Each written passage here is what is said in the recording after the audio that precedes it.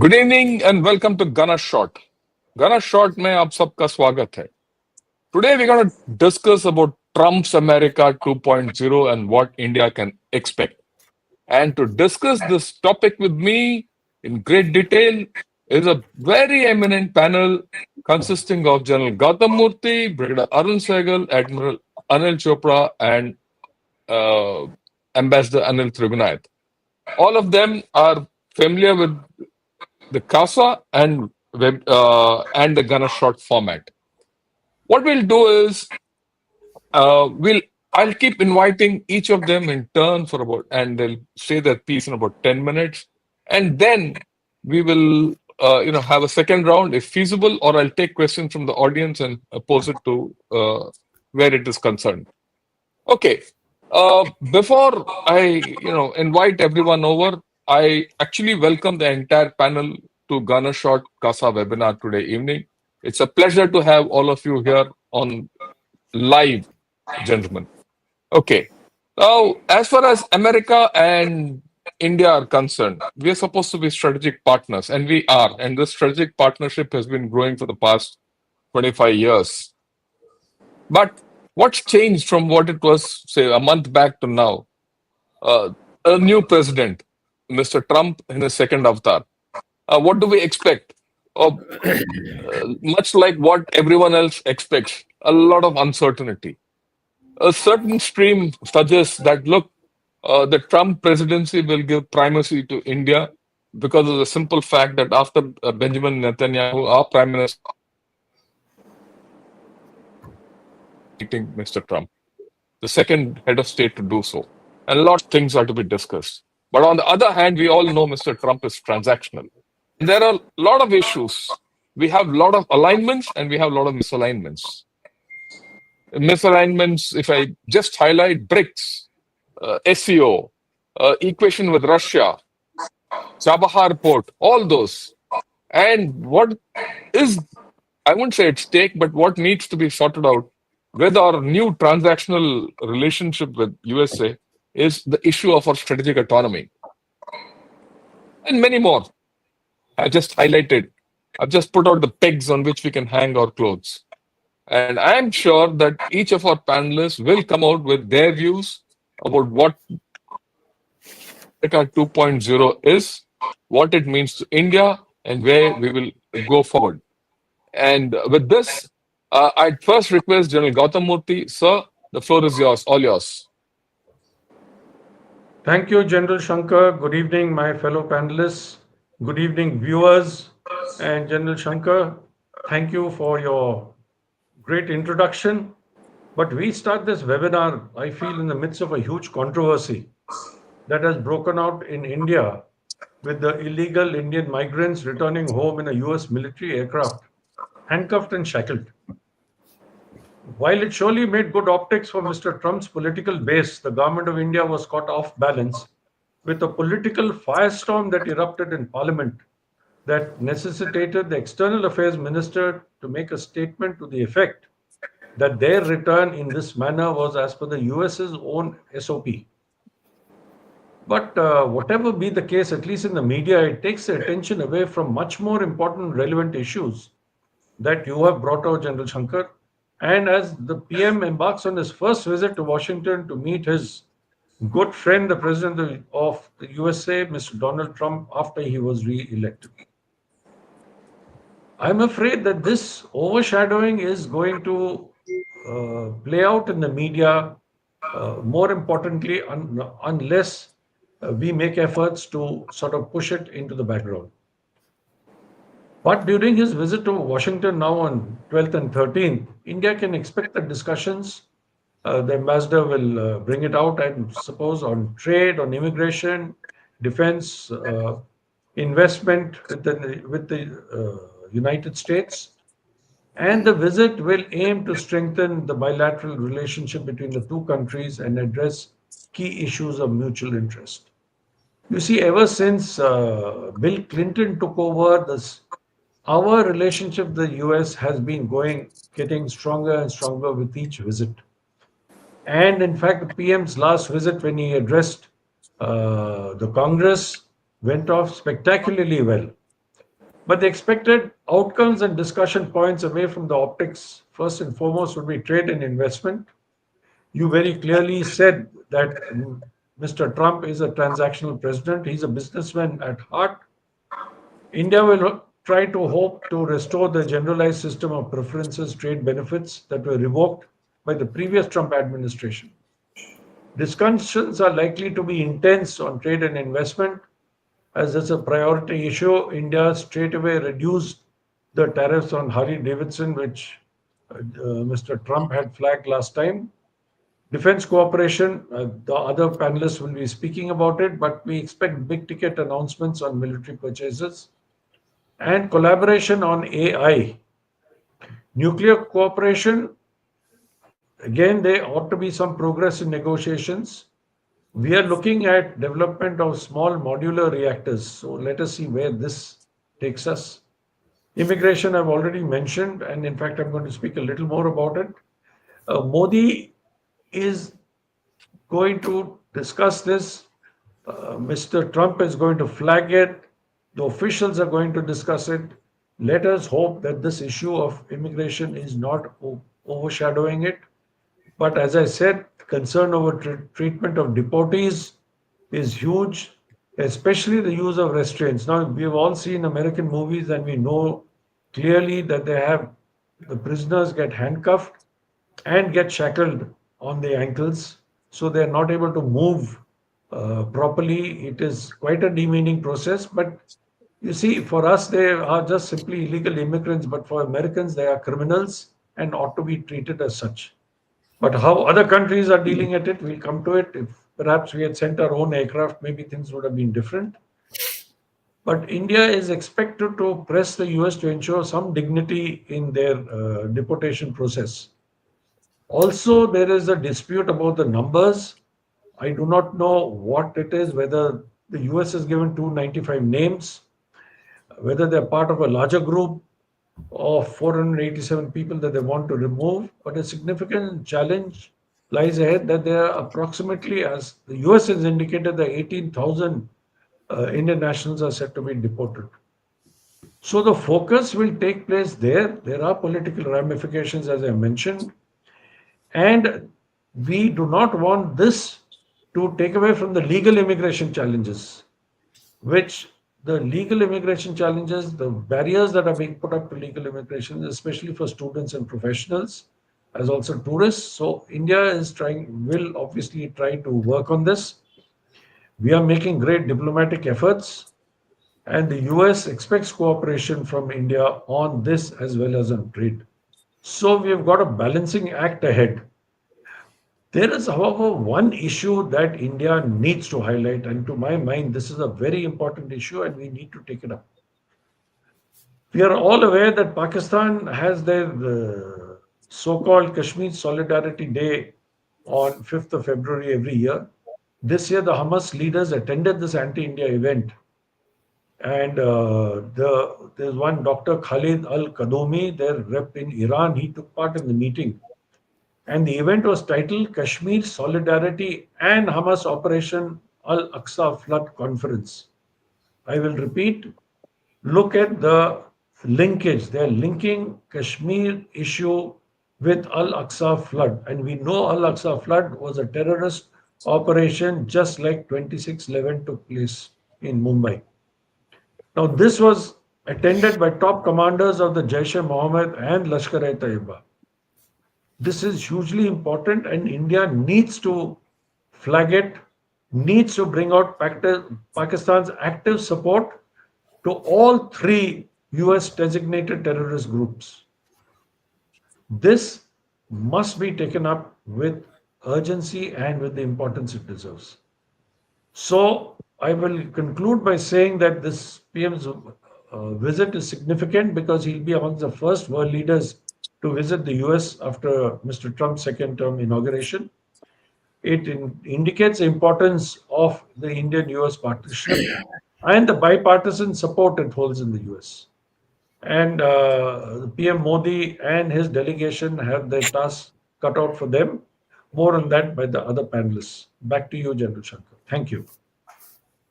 Thanks a lot, sir. You touched upon a very important topic, an emotive topic of deportation, immigration, and handcuffed and shackles and all that. We'll see how it plays out. I'll add a word to that. It's also, I think, the Sorry, issue, another issue which is to I think be General added Shankar. to this whole story. Sorry, General Shankar, you were out for a while. Your link broke. Could you just Now, repeat am I that? okay now, sir? Yes, Yeah. yes, yeah. What else? Yeah. What you highlighted is about immigration, deportation, handcuffing, and shackling. And these are all emotive issues which are playing out in our media. Add to this a certain amount of anti-Hindu feeling which is coming up in America. I think both these issues need to be tackled at the right level, at the highest leadership level, because many of these emotive issues will lay or rather break the foundation on which this partnership is to go ahead. Of course, there's no doubt trade, immigration, investment, and bilateral relationship, defense cooperation, all these collaboration on AI, which you highlighted, and the small modular reactor. It's an interesting thing. We'll talk of it a little later. Energy will be important. Then, of course, this whole thing comes down to the fact that word which you use, balancing act. There has to be a balancing act between the positives and the irritants which are likely to come up in this meet on 12th, 13th, which everyone will be watching with interest because there's a world media attention on this thing. And the most important point, or rather, a significant point which you chose to highlight, is the Kashmir issue of, linking the Kashmir issue with Al-Aqsa flood, which I think needs to be put in the right context. I'm sure it'll be done. With this, I request Brigadier Arun Saigal, sir, all yours. Thank you, General Shankar. It's always a pleasure to be on your show uh, and amongst some good friends and a very senior diplomat. My remarks would be covering the perspective of Indo-US relationships, and I'll take a slightly strategic context of our partnership because there are a lot of, I mean, everybody talking about what he would do, what he should not do, etc. So I'll try to place the relationship where it stands today. So the first part will be the placing India-US relationship in the Indo-Pacific context. The second part would be the India-US strategic partnership. Where does it stand? How does we feel? I mean, it's the most consequential partnership, but how is it being perceived? So I'll try to give you understanding based on my interactions with the Americans at the both at the diplomatic as well as the political and to some degree at the think tank levels. And I will in third part talk about quickly on the Indo-US defense cooperation. Now coming to the first part, looking at the larger geopolitical context. Uh, in the larger geopolitical context, we had to, as far as Biden administration was concerned, it was creating what is called a strong discursive posture vis-a-vis China by through multilaterals, plurilaterals, and bilaterals, essentially focusing on East Asia. But in India was a strong partner in that relationship. The the central pillar of that strategy was U.S. containment. Now there is a shift taking place. There's something. This is a discernible shift that is taking place. It's coming out at the middle level and the senior middle level of what is being called to not to look at China essentially as a challenger. I mean, as an enemy kind of a power, but to look at China as a strategic competitor who has to be managed. So the this notion is coming through also, but the fact is that Trump is not an interventionist player. He is more interested in dealing with trade and investments and other issues, building up relationships on those issues rather than on the issue of directly challenging the United States. So this is So they are looking at what they are trying to look at now is they're saying is, do we have to have a relationship of you know of antagonism with China? Can we play it short? The next question that is being asked is what does Taiwan? What does it mean? Taiwan is important. Taiwan's independence is important. Taiwan's integration, if at all has to take place, it has to be peaceful. But is the United States as an offshore power is willing to go to war with China to defend Taiwan? Is it worth it? So, so what they are also looking at is that we need to be looking at a scenario where we engage, we compete, short of coercion, with the aim of what they are trying to say, establishing cold peace. So the whole idea of cold peace is being brought about in the sense that it is not important to have a war kind of a relationship with this thing. But having said that, their new thinking is that we are not giving up on contesting and containing China. But there is a shift in that. The shift in that is that since United States is an offshore power, it will play a more supportive role in the Chinese contestment and containment strategy in dealing with their anti-access area denial strategy, but the onus or the first line of defense of Chinese containment has to come from the regional allies and partners. And towards this regional allies and partners is the whole centrality of the new thinking which is being based upon. So what that does mean? It basically means is that the United States is saying that we will develop capacities, capabilities of our own to deal with China, but it is also important for its partners to develop those capacities and capabilities. That brings us to the question of what does how does one look at when he says that there will be a more defense cooperation taking place? The centrality of this defense cooperation, therefore, is going to get enmeshed in this construct of building up Indian capacity and capabilities to deal with this scenario. So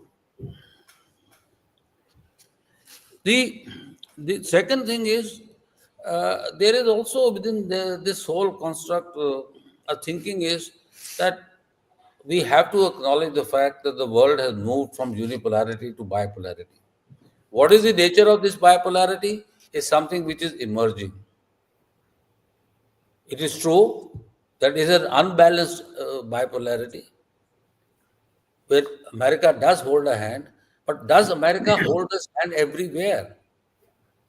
Can America play to its strength in managing the East Asian order in the manner it has done so? So, when we look at this construct, when we look at our issues, how does this impact us? This impact us in the fashion that when we have a issue with the Chinese, what is it that the Americans and us can work together on? We certainly do not expect the American boots on the ground. What we expect from Americans is their intelligence sharing. We're part of multi-domain initiatives, maritime domain initiatives, other normal initiatives, etc., etc. But fundamental fact remains is west of Malacca, there is no US presence. So the whole issue has to be handled by us. So if we have to put in our own money, own resources, work along with the Americans to deal with the centrality of the challenge that we face, we have to rethink our entire approach. Or I'm sure we have an approach, and we need to calibrate that approach. I tell you, there is an essential, interesting element that is coming out of this. The essential element is that one of the two agreements which recently have been signed, one of the agreement is sending a liaison officer to U.S. Central Command. U.S. Central Command is becoming what is called a laboratory for developing large number of joint technological concepts. Nothing technology is coming, but the large number of technologies concepts, including AI, ISR related issues, space-based systems, in which we are both try to work together. How much of that working is going to happen, we don't know. But this is what is the new conceptual thinking within the United States establishment is, and this permeates from the National Security Council, which is the central point, goes to the DoD, and then it is also ensconced and easily in the State Department. So this brings me to my next question: is what is the level of understanding of United States about India as a strategic partner? I'll come to the other part a little later. There is no doubt in the American mind that in dealing with the Indo-Pacific, in its assessment of the challenges of the Indo-Pacific, apart from their alliance partners, i.e. Australia, i.e. Japan, i.e. South Korea, India is the core player. India is a complete power which has the potential, may not yet have the capabilities, has the potential to play a role of a regional balancer, a net security provider, a role they never can assign to either Japan or Australia. AUKUS programs, etc., are there for power balancing up to a particular point, but they are also aware that nothing of AUKUS is ever going to see the light of the day before 2040. They are concerned about that, or 2035 latest, earliest. So therefore, India is an important player in their geostrategic perspective of dealing with the Chinese threat. From our perspective, apart from the support systems and the kind of acquisitions that we get from America, that is all that is there. So that brings me to a question is, if when we are looking at technology partnership with the United States and building up technological capacities and capabilities in India, that is primarily because we want to ensure that a certain credibility of India's military capabilities to dealing with these challenges, which is going to do is stand alone. But in the United States, please understand from my perspective, that's I've written about it also, is that there are three tiers that look at India, and each one of them look at India separately. Political establishment is sold on India, and they understand the role India will play, and they are also conscious of the fact that they do not want to allow a second Russia movement in 2025, which basically means is that they do not want to imbalance or push India into a corner that it sort of starts weaning away itself away from the United States. But the legislative establishment, the one which is also has at the back of them their own supporters, their own investors, and the big military industrial complex, they want to know what's in it for us. And the State Department is always worried about democracy and human rights, etc., etc., etc., and the other aspects of it is they try to put their own pressure on it. Added to all this is the military industrial lobby, who do not see enough billions of dollars coming out of India for them to shape their perceptions in a fashion that India becomes a core player. So There are multiple centers who look India separately. So that's why you get different voices. And of course, there is this syndrome of India, like General Murthy and General Shankar just now said, that look, Indians are being looked upon in a different fashion now. There is this MAGA racket that has started in the United States, that is having its impact. So this is another issue which is gonna impact how the relationship is built up. Now I come quickly to the my last point is Indo-US Defense Cooperation. First fundamental point we have to remember is that I track the joint statement issues after the 2023 Prime Minister's state visit to United States. The sad reality is only 10% of that joint statement of 74 page has been acted upon so far. Everything else is in the pipeline. Number two, our effort has been on technology partnership and co-development. All signs today are there of more government to government sales, may it be six additional PATIs, maybe additional funding for the wanted pushing us to buy Javelin or delay in 404. Delayed, interesting facet is the 404s are being diverted towards their own planes to build up on their own reserve capabilities, then giving it to us. Now, of course, they're realizing it that things are not hunky dory. We have to satisfy India because we have taken money and we have an order of 99 of those. So that some shift is taking place. Second thing is on the 414, we are hoping the contract will be signed by end of March or early April. It'll only happen when it happens. Before that, we have no idea what is going to happen. And the issue of technology transfers and as part of the ISAT program, everything is in a conceptual to let's put it early stages. We are not going anywhere in that direction much, and what we will see probably is another 10 to 15 years before anything substantive comes out. But what has to be the impact of this? Please understand. I just was in Istanbul. I came this morning.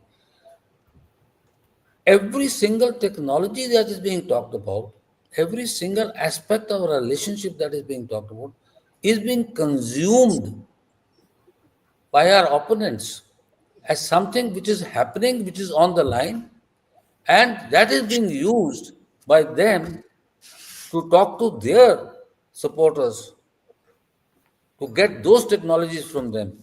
And the interesting facet is, like it was mentioned just now, the J-35s are on offer to the Pakistanis. Pakistanis. Yeah, to the Pakistanis. That's their offer. And the Pakistanis are confident. Incidentally, Pakistan seriously believes they are ahead of us in AI. They seriously believe that. Whether they are or not is not an issue. And then one guy told around and said, he says, we are getting plug and play kind of technologies from the Chinese. Off the record, of course. In public, they would say something else. But that's how. So what I'm trying to say is, at one level, one huge expectation is being built up. On the other, nothing is being delivered. On the third hand, is that our so-called our challengers are using that leverage to get technologies from left, right, and center players who are going. I mean, Turkey is providing a huge amount of this thing. They are into co-development of the fifth generation fighter with the Pakistani. China is giving them a lot. And there was this report, which is a very interesting report, where the Gwadar is being signed off for a second strike capability by the Chinese Yes. to Pakistan. So these are the issues that so when we look at the relationship with the United States, we have to look at it in totality, rather than just simply get away with it that Trump is this or Biden did this, etc. What are the deliverables for India, and how should India develop its own leverages, own capacities to deal with the United States. Thank you. I've taken, I think, more time than I should have. I, That's fine, sir. Thanks a lot. I think you covered a lot of ground in the strategic context. I'll not go over all these, but I think a few issues which you have highlighted are important macro issues. Uh, there's a shift. There's a shift in US thinking so that perceptions of containment, competition, and bilateral or a G2 basis or a bilateral global order or a bipolar global order, whatever you call it, is going to change. And with that, we need to be tuned on to this change. Uh, while it's a welcome development that they consider India a major player between the Gulf of Eden and the Malacca Strait, we need to develop our capacities. And here comes the fact that there's an expectation vis-a-vis actual reality vis-a-vis the projection which is going across. And like you rightly said, the India Defense Cooperation, which started with a lot of fanfare when our Prime Minister went, all about ISET and aircraft engines and AI and all those, they are not yet taken on in the way we wanted. Semiconductors and all that, we're still struggling. Uh, Having said all this, I want to put in an issue in the business of AI. While a lot of this technology might not be coming directly, it might be coming through the indirect private route, which was the original idea of ISET. And why I say this is because Microsoft is investing a lot of effort and money into developing AI research centers in India based on Indian capability, the human capability. And some sooner or later, they're going to rub off, especially after this DeepSeek, things will change. That's the hope. And I wouldn't say this is a hope that's almost given. It will happen. Right. But to put a lot of things into context, sir, you've been doing a whole lot of shows on and programs on this relationship as it is emerging. All yours. We wait. The floor is yours. Well, thank you, sir. I mean, I fully agree what Brigadier Sehgal said, and also General Murthy and yourself. Thank you once again for inviting me with such distinguished people and friends, experts. So let me try to talk about little about Trump himself. That's very important because it is a change that has taken place and shaken the whole world. In fact, everybody is talking about what Trump will do next rather than what is logically expected of him. So, first thing I feel that by the first time he was hesitant, this time he appears to be confident. He knows what he wants to do, he has a plan, and he is quite predictable. So, he has said whatever he has said, he is doing that. That's one. Now, two or three things which are good in a way and bad in a way. I mean, depends on which countries are the target. First is he's a disruptionist. That's a given. And second is he's dead against the deep state, which did not allow him to do what he wanted to do in the first term and kept on haunting him, which he's trying to completely decimate. And that's what is happening. So I look at Trump basically in as four U's, so to say. One is that he undermines the established norms of diplomacy or interaction. Second, he very well understands the power games, and that's where what Brigadier Segal said about China-US metrics. It is they are aiming once again what China has been wanting, what the Americans have been wanting, which is called as the G2 metrics. A third U for him is unilateralism, whether it is tariffs or the new tools of war for him is tariff and threats. And then third, other thing which is very important for the global order is that he undermining the sovereignty of many countries as well as the multilateralism per se.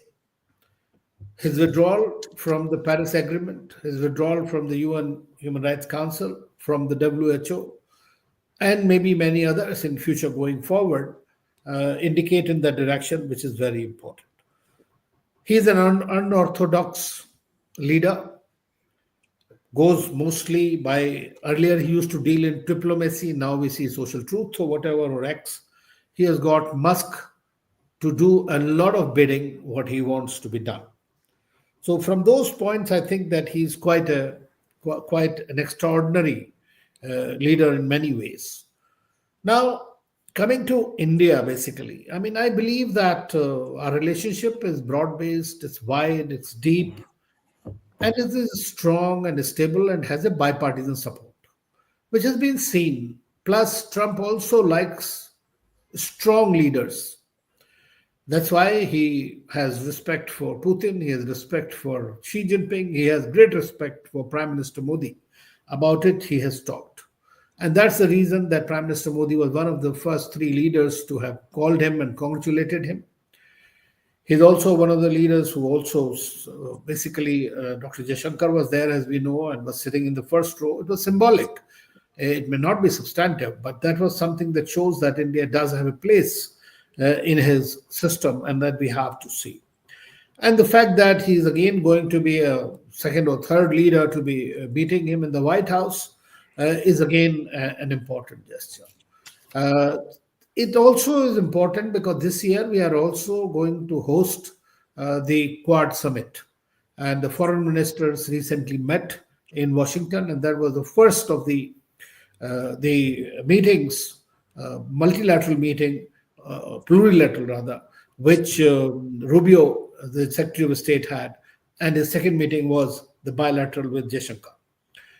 Now, these are the indicative things. At the end of the day, Trump remains transactional. That's the bottom line.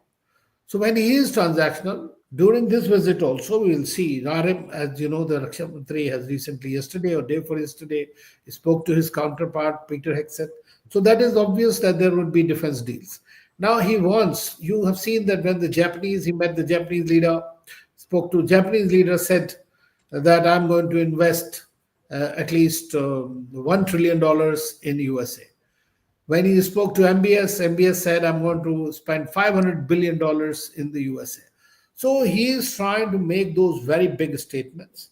And we should not be surprised if we also announce some very big deals. Of course, as has been mentioned earlier, they are proposing F-35s now in Bangalore, Aero, the exhibition. Quite a few of their equipments are there. Russians are pitching in with the Su-57, but India has already taken out that global tender. So for that, in my view, he will also be watching what are we going to sign with the French.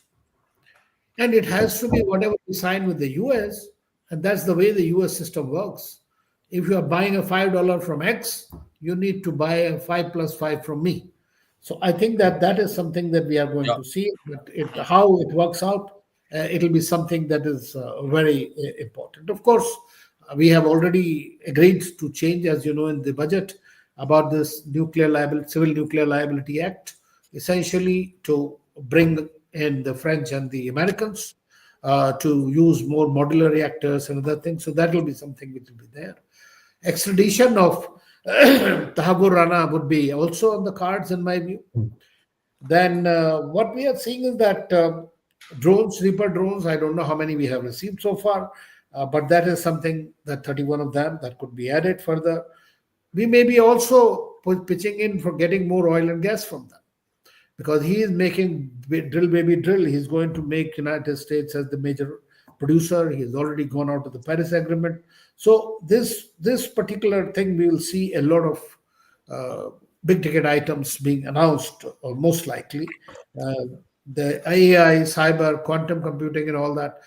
There the discussion will continue. But as Brigadier Sehgal has said, I have also attended many of these assessment meetings, and I find that the overall delivery, even after signing these various ISET index and all that, has been very, very limited.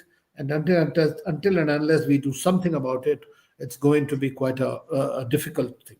Of course, Pakistan is no longer his favorite, personally. And I doubt very much how Pakistan will be able to fund its F-35s if it is being proposed to them. to buy. So that's going to even F-16 they got through Jordan. I remember it was not directly sold to them. So this is a situation that we are going to see. He believes in some kind of a one-upmanship, which will be seen, I'm quite sure. Only good thing in our favor is that he also, apart from the importance of India, he has a great fondness for Prime Minister Modi personally. Some of the irritants in the trade we have already addressed. For example, removing the or reducing the duties on the Harley Davidson. In my view, we should have, last time itself, told him that we are ready to remove 100% if you bring and manufacture them here. How many people at the end of the day buy the Harley Davidson? So that's something. Then he considers India as a tariff king. So I don't think the GSP benefits that he withdrew in the last one will be removed this time. It's unlikely. He still continues to feel that India says that it is a developing country but behaves like a developed country. So that is how are we going to dispel that perception is something that is going to be an important thing in this. And relationship with China might change. As you know, that he has spoken to him twice. There are rumors that he might visit Beijing in first 100 days of his term. Rubio has already said that independence of Taiwan is not on the cards. Assured the Chinese. Chinese vice president was there for his the inauguration, and a large number of people he met, including J.D. Vance. So we are seeing that towards China, his approach is going to be definitely different, and that is what we will have to factor into our own calculations. So Indo-Pacific may not remain on the agenda to that extent because it is basically the deep state in United States which has been driving this thing a great deal, and now he is just decimating them to a great extent. So we might see some heightened perceptions. So he fights. He's not for war. That is for sure, and I believe it firmly. But he has his own tools of war, which he's creating and using them across the board, whether it is Canada, whether it is Mexico, whether it is Panama, whatever. So we are going to see these sea changes essentially in the way the global disorder functions. Thank you, sir. I'll take the questions later. Yeah, thanks a lot, sir. I think you covered a very different way of, what earlier General Gautam Murthy and Brigadier Saigal put across, a different facet. I like that thing. Trump has his own tools of war, tariffs and things like that. So that's something which we'll have to live with. And the million-dollar question which you posed at the beginning, what will Trump do next? I only hope Trump knows. I mean, the way I look at it, a little comment on what you said. He's come with a clear plan and is Yes. executing it. But what next after this plan? He's come with a set of perceptions. Maybe in the first 100 days, 150 days, all these will get through. What next? Has it been thought through with him and his team? Is something which I think is still in the gray zone. And that is Sir, something which we need to start second guessing. I'm talking of the I long think, term, sir. sir, I think his cutoff date is 4th July 2026 when they Okay. complete 250. So he wants to deliver everything that he has said by then. Right there. But then what next is the thing, because the world will live and China will not run away and all the problems won't go away. Right. And in the meanwhile, we have to live with the day-to-day disruption which Trump generates. We have our own issues, like you said.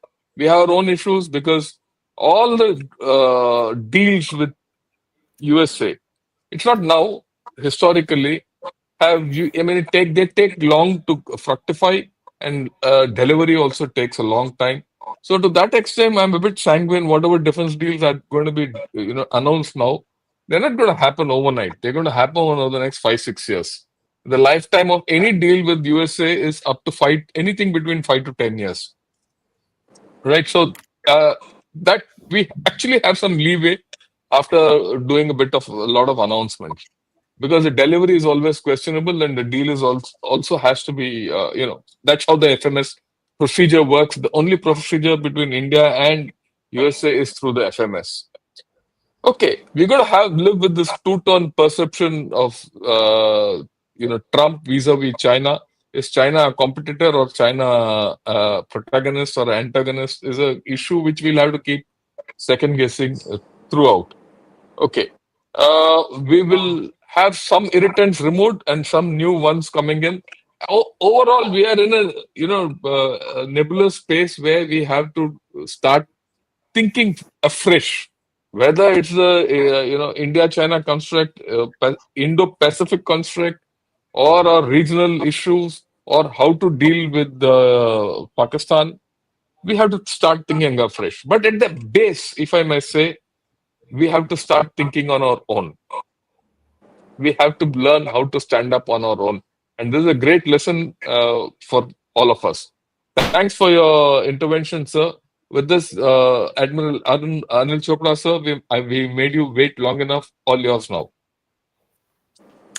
Thank you, General Shankar. Good evening, everyone.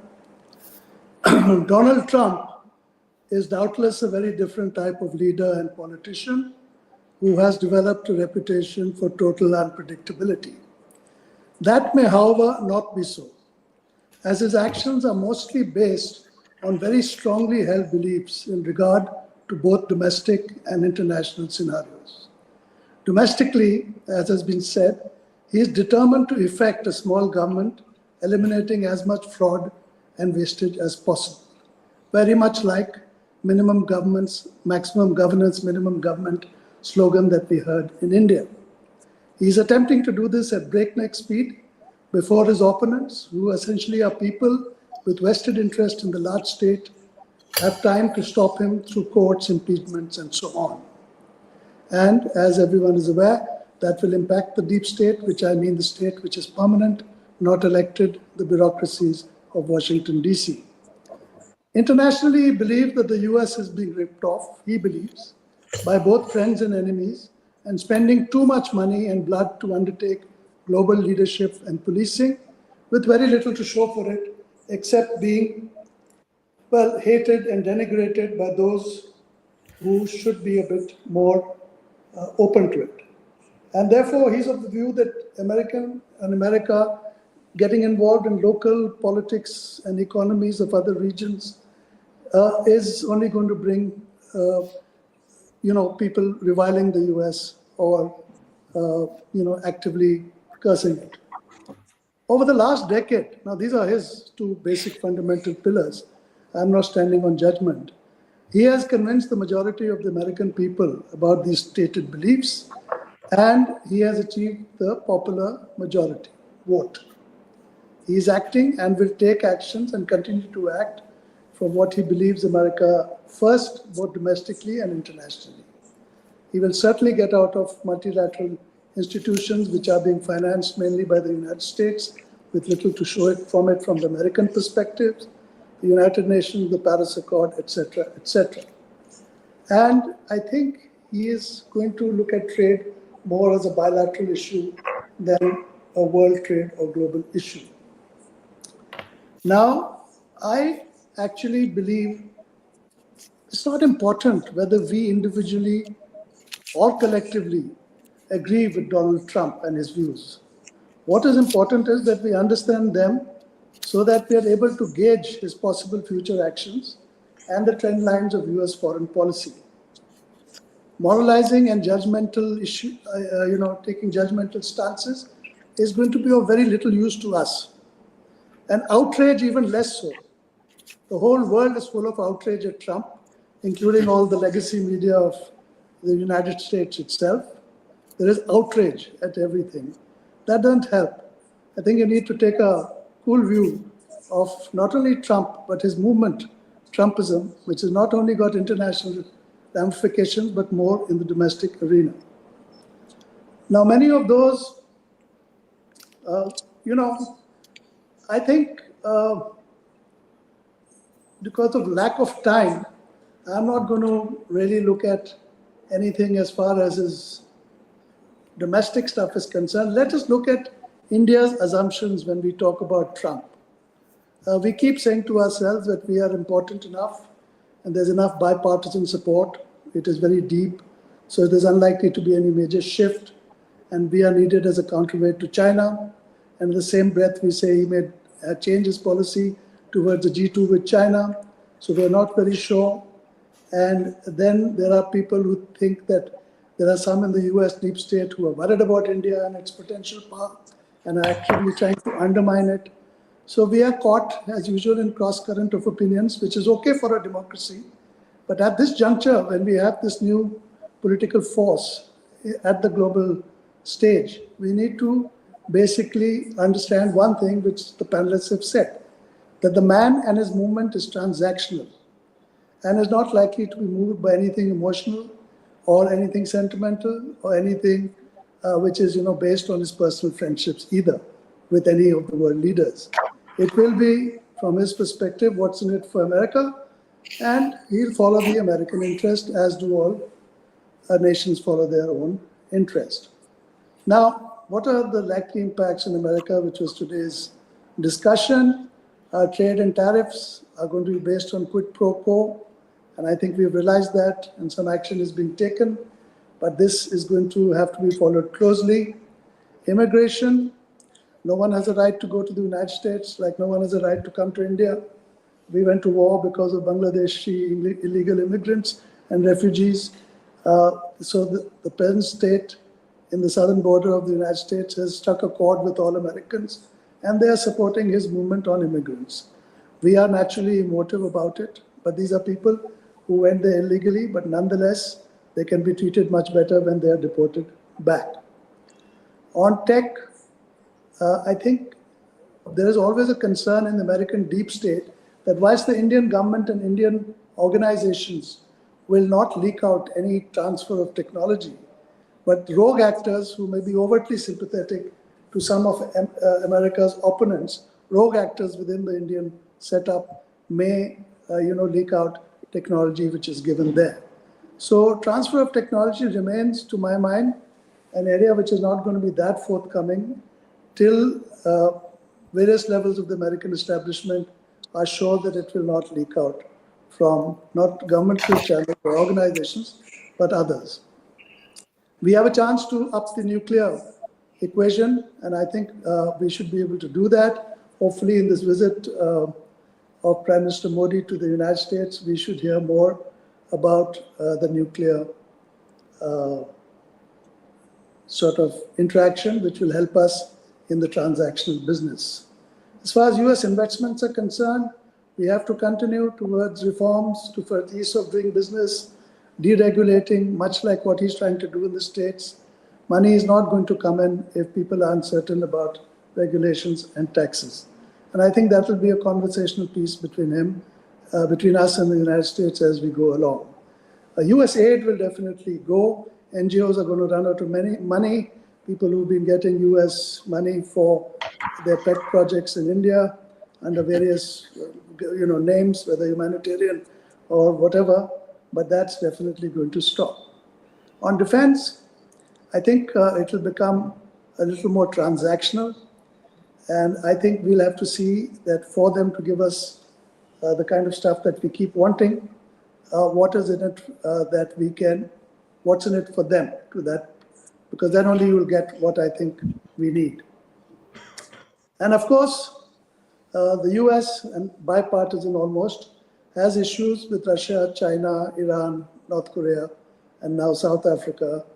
And we have our own strategic autonomy, and we should, as long as we realize that actions and decisions both have consequences in the real world. I think we should temper our policies with being autonomous in our own national interest, but with the caveat that we are realist about what will be the consequences of decisions taken with respect to third countries and the global south. I think the US is not really interested in South Asia anymore. They've lost interest a little bit in West Asia because of self-sufficiency in oil. And I don't think they are now playing the South Asia game. So we feel it strongly Pakistan, Bangladesh, and we think American are involved and they are playing some great game with China. I personally don't buy that. I think they are, and I think under Trump, we will see a withdrawal, sort of small isolationist withdrawal from South Asia. And as the ambassador and the brigadier said, we are pretty much on our own, and we'll have to play this game ourselves. And we can't always be banking on hedging with either the Soviet Union or then the United States, and always trying to leverage, the word leverage, things out of these major powers for our own requirements. About time we should be able to leverage ourselves and look at our own neighborhood from the point of view to do it without any major other big power involvement. And that will help us a lot more than trying to get stuff out of this person or that person. I will probably end with a few caveats. There is overwhelming feeling that it'll be business as usual, that we have a lot going for us. India is very important, China factor, etc. But I do believe that we should not take things for granted at this juncture.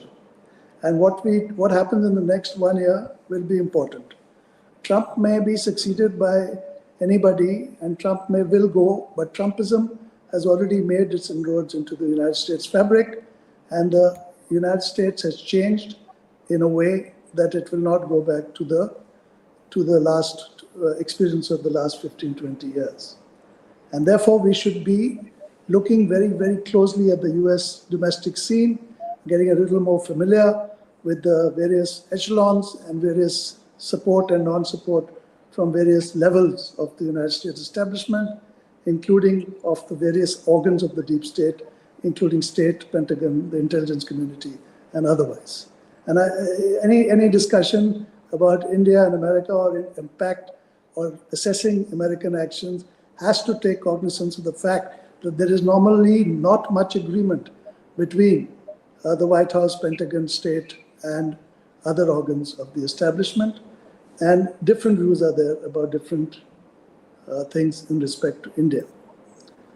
So I would like to end by saying that, of course, the advent of Trump is going to impact us.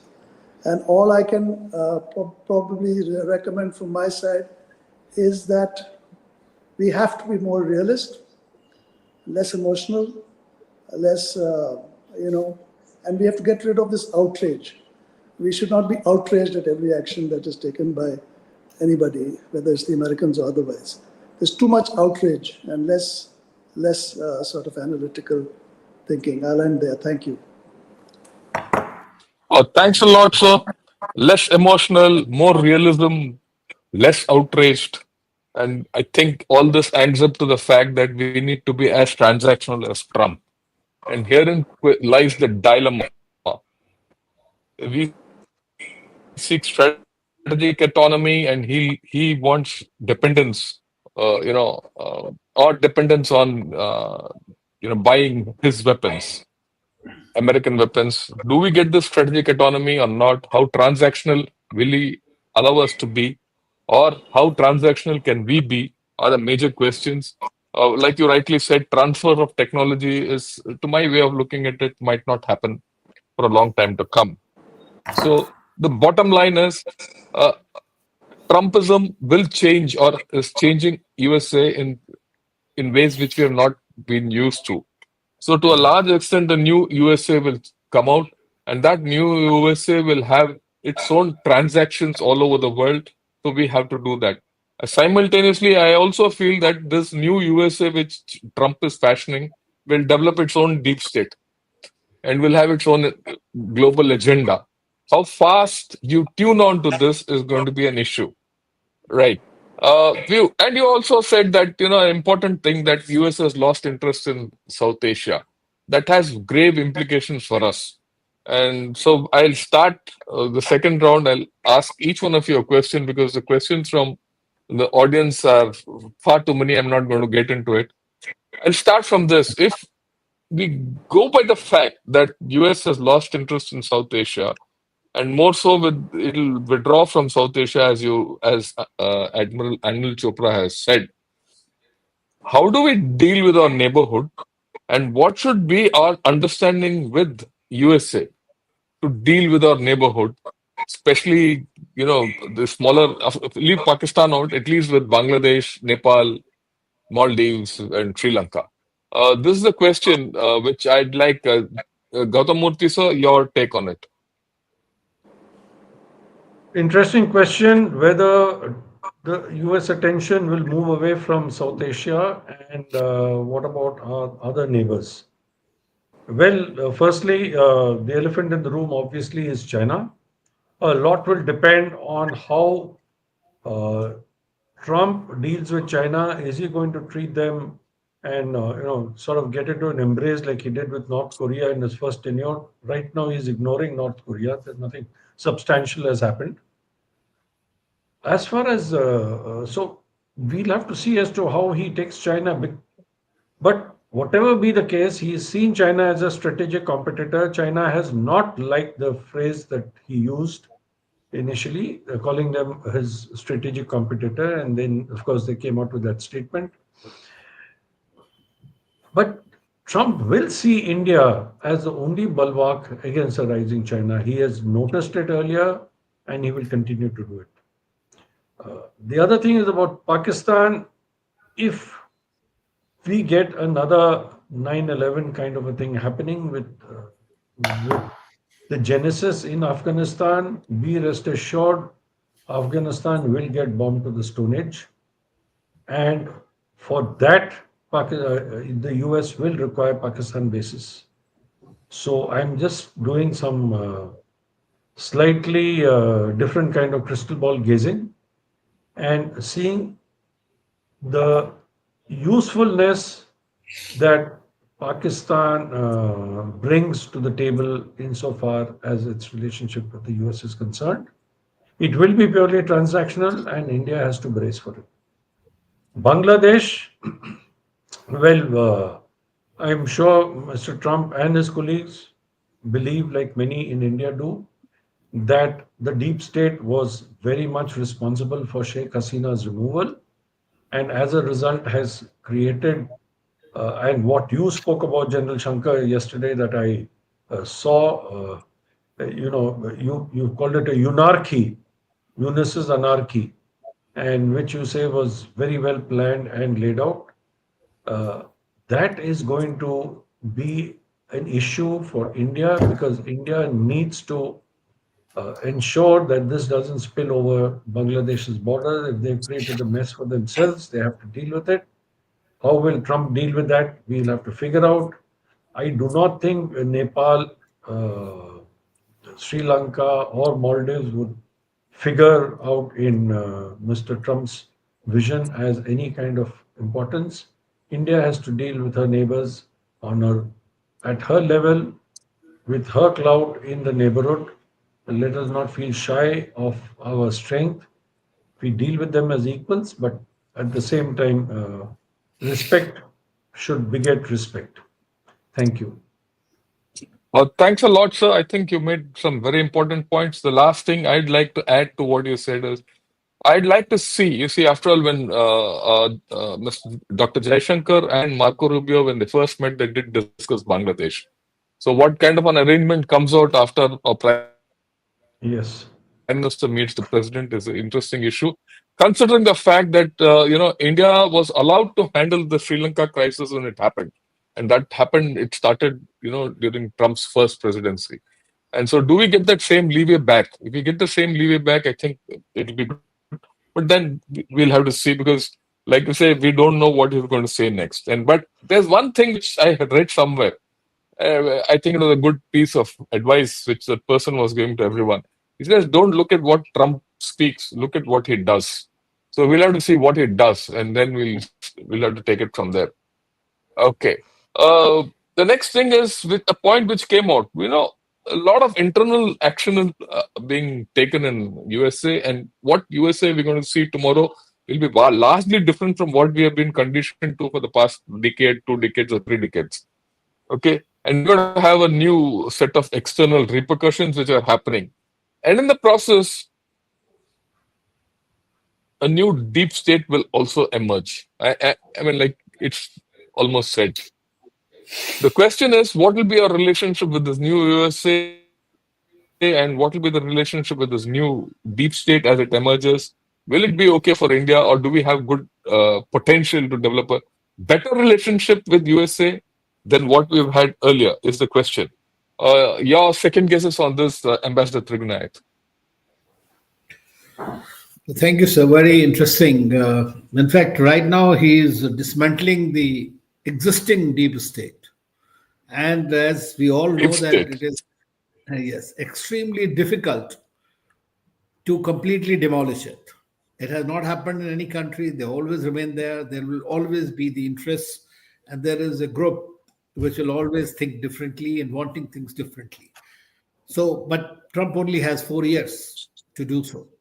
What he is trying to basically do is so that they don't, he had seen in the past, that was his experience of the past when he wanted to do, for example, his biggest project that time was to have a good relationship with Russia, whereby he could try to contain China, and this was a good proposition, but it could not happen because of the main thing. So he always felt, he fired a lot of them.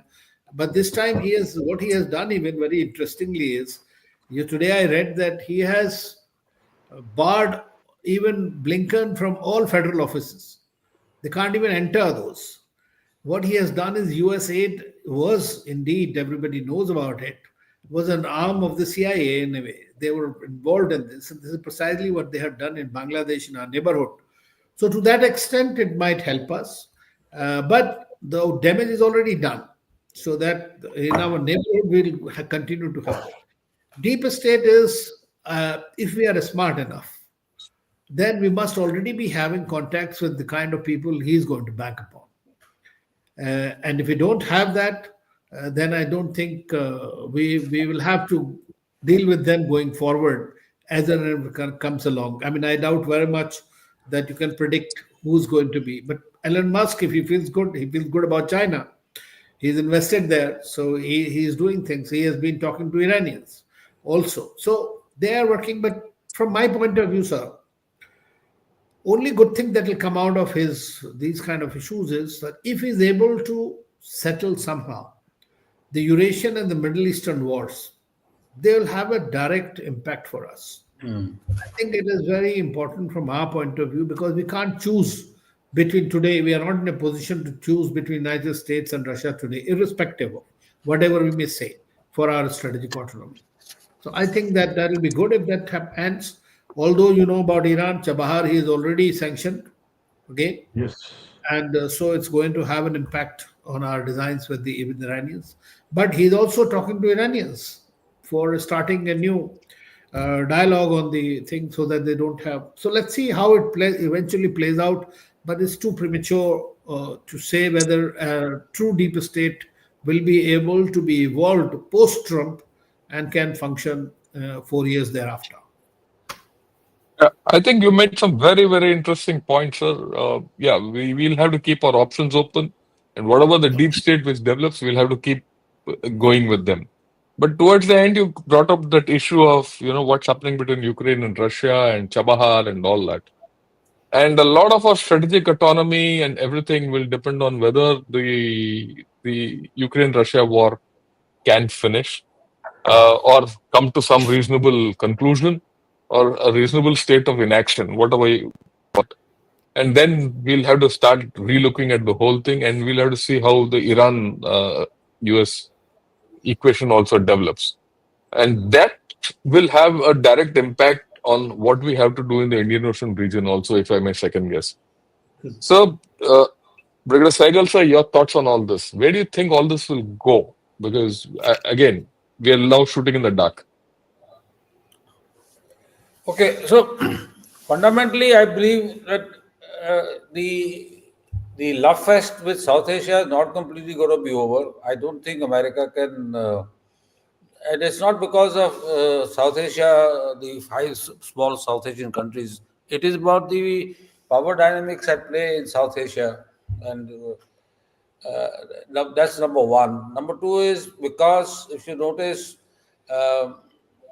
the game in the East Asia is more or less, or there is a standoff taking place, but it is also, I mean, there are no major moves being taking place.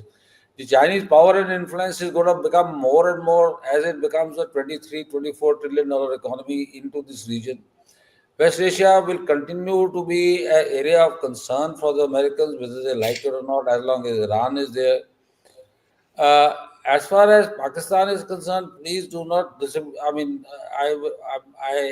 I'm a guy who's been talking to these guys for the last 15 years now. Please do not think that the Americans are pulled out of there. No, Americans are not pulled out of. They remain committed over there for a number of reasons, which we can't go right now. But the attention span may be less. Involvement will be there. Chinese moves as they move towards the warm waters of the Indian Ocean from various multiple directions will be taken note of, and the aspect that what happens in the Middle East, which has the ramifications, and the Persian Gulf on the trade routes, etc., would be an area of concern. Yes, it is true. The American power and influence may become less, but Americans will remain committed, and Americans would work with partners, and in that India will be an important partner, along with, of course, other Middle Eastern players. And the IMAC is an important aspect which we must not overrule. IMAC and I2U2 are important issues. The story of the IMAC, you can see interestingly, is when you're standing on the, when you look at the map and look at the closeness of Mediterranean next to Israel, and secondly, you see the Mediterranean from Bosphorus. You see, when you stand there and you see the history and the geography mingling together, you understand what is trying to be held. The whole idea is to connect Europe through this part as an important trade route. And that is where the whole issue lies of how do we create new salience of the trade saliences. So this is an issue which will happen. He will not give up on it. He might, it will all be a function of how he manages his core relationships. And his managing of his core relationships are three. One is war in Eurasia, and stability in Europe on terms that he can bring it on. Number two is the Israel and the Middle East. And number three is how he handles the China factor, and how in what manner and shape that the relationship comes about. These three issues will define his. America cannot sit out. Please understand that. Now the thing is, when I'm talking about bilateral world, Americans cannot sit out. They do not have the capacity to sit out now. And there is another fourth element which is coming up, which the Americans are not looking there seriously, but they will have to start looking seriously, is the global south as a new center point of commerce, trade, and investments. So it is not going to be that easy that he can just become an isolationist power. No. If he becomes an isolationist power, he loses out. And please also do not forget that this whole issue of BRICS, new currency, de-dollarization issue may be slow to take off, but it will have its impact. Just go and get the figures of how much money has gone out of the American securities in the last couple of 6 months. Just get a ballpark figure. People are worried. People are concerned. They don't want to put money in a bank which they don't know what's going to happen tomorrow. So these are the issues that will matter. And of course, last importantly is technology. Technology game will be fiercely played. It will be fiercely played, and I do not know. And there the technology supply chains will become important. And for Trump and his administration to ensure that some credibility of the supply chains is going to be another factor which will keep him looking at this region a little more than we perceive he would. Thank you. Thanks a lot, sir. I'll last come to the Indian Ocean region, and Admiral Chopra said we are on our own. We are on our own in the Indian Ocean region, and what do we do, sir? You are the best qualified, having commanded both the Eastern Seaboard and the Western Seaboard, to offer your comments on it. All yours.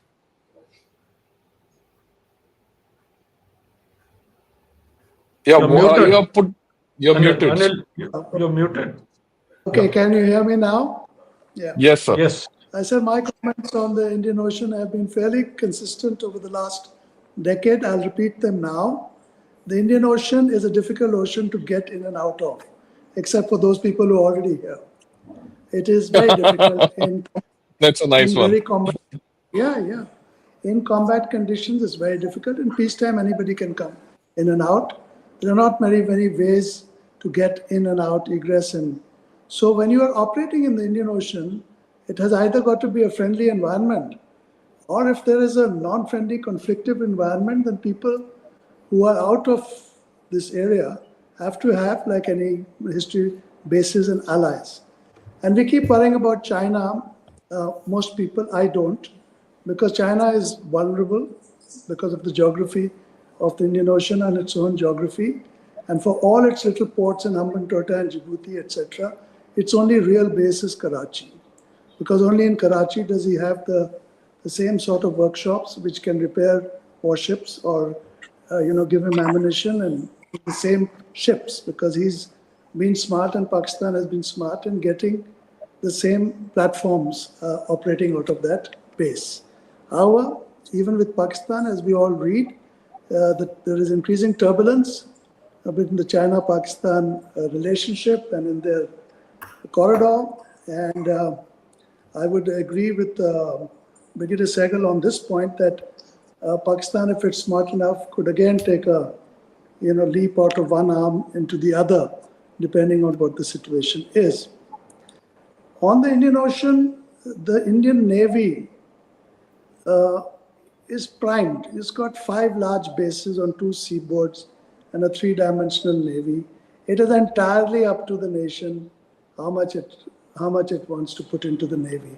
It's always, when a naval officer talks about the navy, like you asked me to, there's always an element that I would be supporting it, not parochially, but from sentiment of having been part of it. But as I tell people, it's not my navy, it's your navy. You got to decide how much influence you want. But navies are very expensive businesses. So if you can't just have a navy because you want one. You have to put your money where your mouth is. And we have not done too badly for all the criticism. Various successive governments have put in money in the navy, and we have a reasonable indigenous shipbuilding. Not reasonable. We make our own carriers, we make our own nuclear submarines, but we don't have adequate force levels for the kind of influence we want in the Indian Ocean without external powers. And quite frankly, the others assess us much more strongly than we do ourselves. If we maintain a strong navy from the Red Sea to Malacca, it will be very difficult for anyone to sort of act against this force in the Indian Ocean. So my short answer to your thing, and in fact to the whole geopolitical and geoeconomic business, India has only one real, we should not go involved in this game You and got leverages. cut. Can you hear me? Actually, Yeah. people are getting cut on and off even. Yeah, I think something lost with the all of platform. them for some whatever. Yeah. Have you Can got you it hear me? now? Yeah, we I got can it, sir. hear you. Please. Yeah, please Yeah. repeat what you said, the last part bit. Sir. Well, the last point I was making is that the infrastructure and template for a very strong Indian Navy and therefore influence in the Indian Ocean and beyond is there. It depends on how much we want to put into it. And my recommendation across the board is that our geopolitics and our leverages will improve if we just increase our capability across the board. And we should be more focused on our economy, which is the base of everything, and our capability, and the rest of it will flow. Instead of us focusing on the geopolitical games and leverages worldwide. So I really believe the focus should be for the next few years on increasing capability all around, not only the Navy, and that will help us far more than these stratagems and interplays on the global stage. Thank you. Thanks a lot, sir. I think we've had some terrific views, a great discussion. There's one interesting question which says, what should be that one big thing that India should ask in lieu of giving Trump what he wants? The way I look at it, and I'm sure everyone will look at it, we are looking at technology. You get today, the big talk is technology. Yes. So if we can get leverage technology out of USA through Trump, I think it will be a great achievement. And I think at some level we have no choice. In fact, US also has no choice, and that is because uh, it can't go ahead in AI on its own. It needs the manpower and it needs the muscle power of India to do that. And again, I look at what Microsoft is doing, investing in India with hard dollars to develop capability. And with that capability of AI, let me take it a little further. You need energy. So the energy scene in India has to increase. If energy scene in India has to increase, this business of small nuclear reactors and all have to follow. Because whatever happens tomorrow in India affects the US race for technology. And hence, I think we have a great leverage and an opportunity to move ahead. It's a question of how well we manage our whole situation. Uh, it could well be possible, if I may conclude this whole thing, that today our Prime Minister is going there for an initial meeting for getting a sense of what Mr. Trump is going to say and what he's going to put across, and things will develop as we go along. And I'm quite sanguine that more than anything, India and US need each other.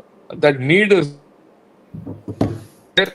You've gone Many off. think it is one way, but I am fully convinced it is two ways. And okay, uh, having said this, I think we've had a great discussion. I would like to thank all of you for giving such erudite views and such diverse views. We've got the entire spectrum of what we can expect from Trump and how do we deal with America 2.0 under Trump. General Gautam Murthy, sir, all yours. I would like you to conclude. Thank you, General Shankar. Thank you, fellow panelists. And as General Shankar brought out, what do we have to bear in mind? And I will just put out two quotes to you from Donald Trump himself, from the man himself. First is he says we have to put America first for a period of time at least. We have to make America great again. I won't let you down. Our future will be safer and stronger than ever before. And second quote, our country, our people, and our laws will have to be our top priority. India has to understand it and work within it to develop a meaningful, strong strategic partnership with Trump's America 2.0. Thank you all very much. Thank you, my dear Thank fellow you. Good night. panelists, and thank you, viewers, for your patience. Thank you. Thank you, General Everyone. Shankar, for Thank hosting you, the thank show. you, thank you. It was so nice to see you all. And congratulations Thanks again, a Admiral lot. Chopra. Thank you. Have a good Thank evening. you. Thank you, Admiral Anil. Thank you very much for Bye-bye. spending your time today. Bye. Not at all. Pleasure. Pleasure. Yeah, yeah.